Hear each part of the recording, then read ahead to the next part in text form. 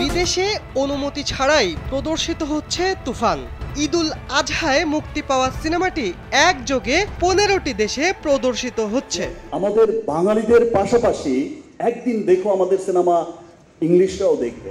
গেল 28 June America, Canada, Australia, যুক্তরাজ্য, France, Belgium, Sweden, Germany, Netherlands, Spain, Portugal, Abu Dhabi, Bahrain, Qatar ও ওমানের শতাধিক থিয়েটারে মুক্তি পেয়েছে তুফান।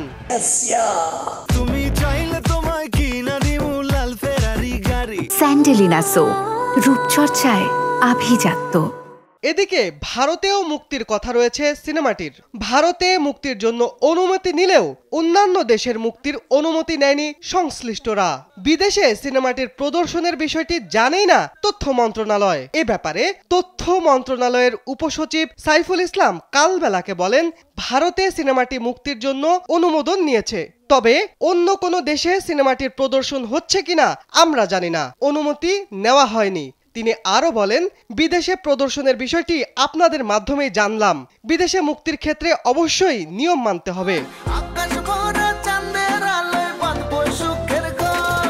মুক্তির আগে থেকেই সিনেমাটির বিরুদ্ধে অর্থ পাচারের অভিযোগ তুলেছিল এফডিসি কেন্দ্রিক 19 সংগঠনের নেতারা। এবার বিদেশে সিনেমাটির অনুমতি ছাড়া প্রদর্শন নিয়ে ফের ধোঁয়াশা দেখা দিয়েছে। এই অবস্থায় প্রশ্ন উঠেছে, তবে কি তুফানের দিকে শুরু থেকে তেড়ে আসা অভিযোগগুলো সত্য? শিবলি আহমেদ, কালবেলা।